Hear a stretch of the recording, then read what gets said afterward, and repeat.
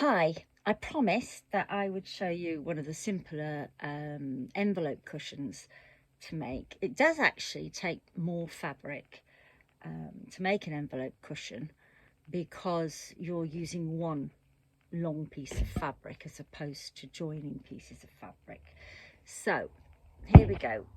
I'm going to show you, excuse my hand, I've just got to learn how to do this.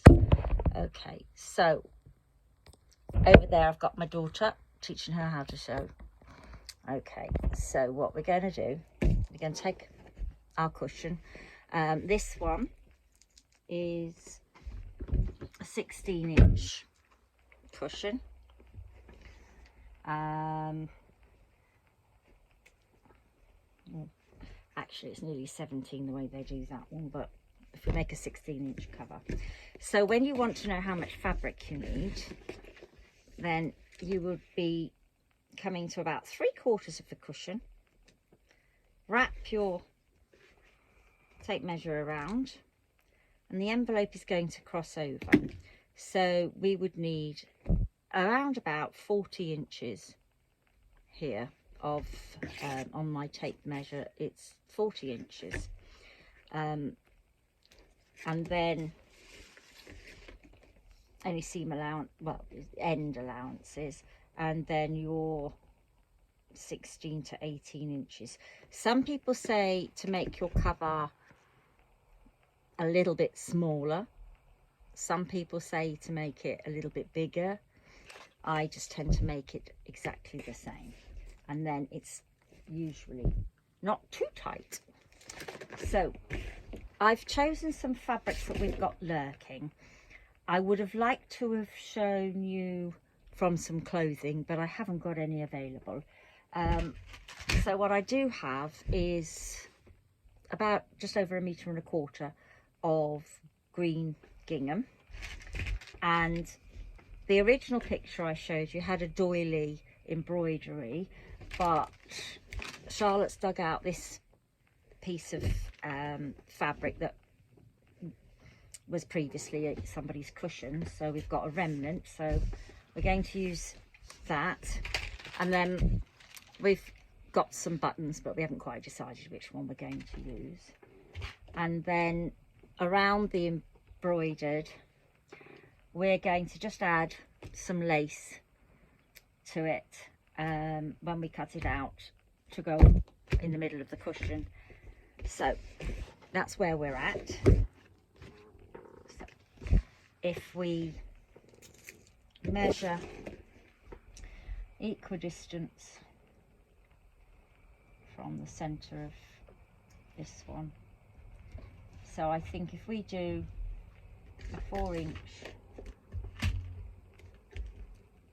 I'm going to do it with pen so you can roughly see what I'm doing, whereas if I was to do it with the tailor's chalk you probably wouldn't see.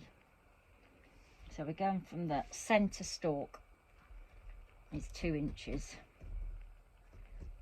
4 inches, and then give it a bit of a border. Okay,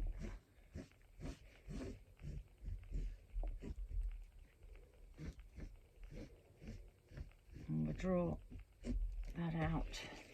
That's not dead straight. If you have a ruler, this is the time to be using it, if you really want to make this very accurate, but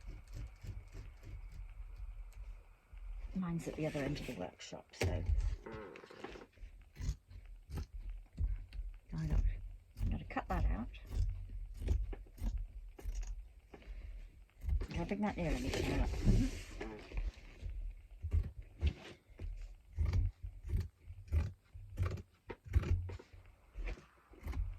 If you're using a doily or a piece of embroidered tablecloth or any other motif, you might not have to cut it down or trim, but in this case this would fray. So my suggestion would be is when you get to the sewing machine is to stitch a zigzag stitch all the way around just to stop that from fraying. And then once we've done that, we're going to just sew a border. You could do some gathering, but I think that's too fussy, and I think this just needs a little bit of something plain. So we're going to zigzag around that, and then we're just going to stitch the lace on and miter it on the corners as we go. All right, so that's the bit, we don't need that anymore on there. And this is our main piece of fabric we're going to use. So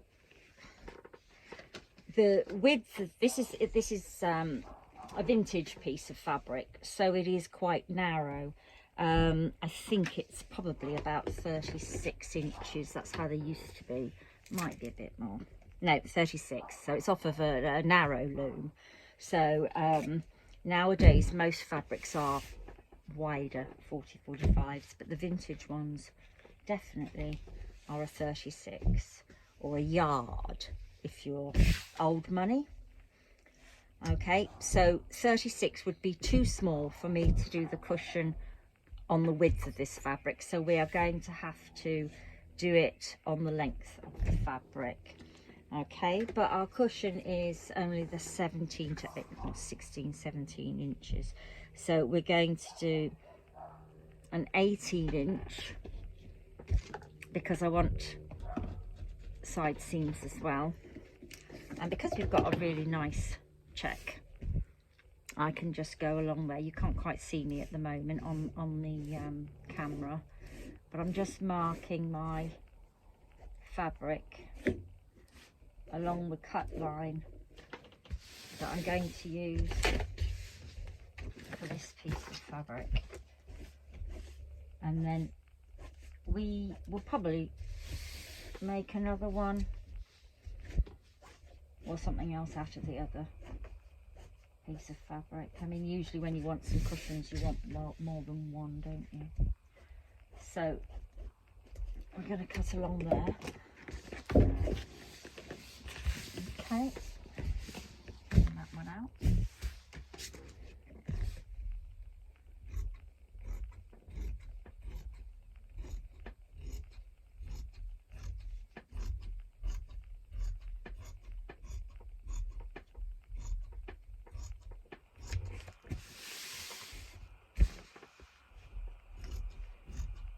It's quite handy to sew and to cut check fabric, as you can see when you're going straight. And I think the very first thing I had to do at boarding school when we started sewing was to make a bag to keep our sewing in, and it was made out of a check gingham. Actually, it was a green one as well that I made it out of, although this is turquoise. Okay, so that is the spare piece. Double check. Double check I'm not doing it on a smaller piece. Yep. So now we have one great big long piece of fabric, and what we will be doing is turning over a hem.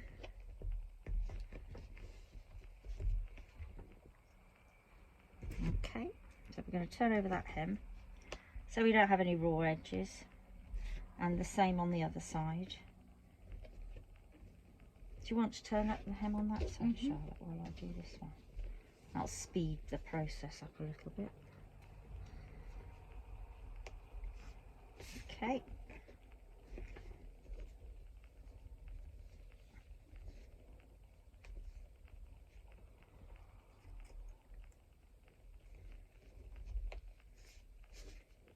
Use that one, so it's not that one.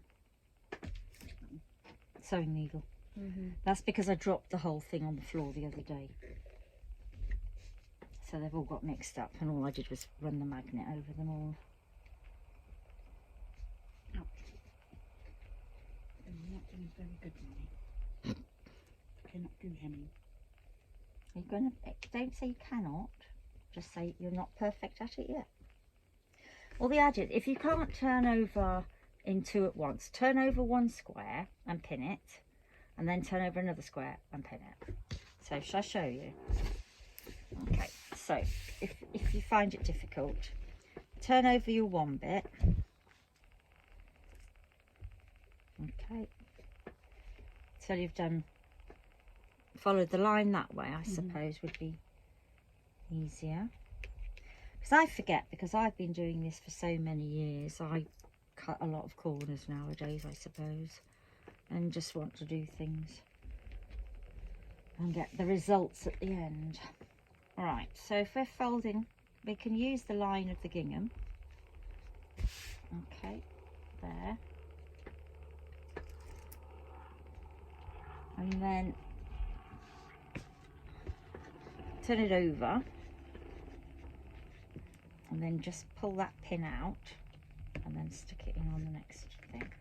So turn it over, you can find your pin, pull it through and do. Okay, or you could tack it and then come back to it. Okay.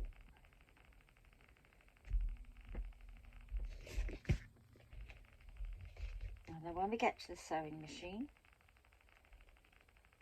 we're just going to sew a straight line across there and a straight line across there. Now,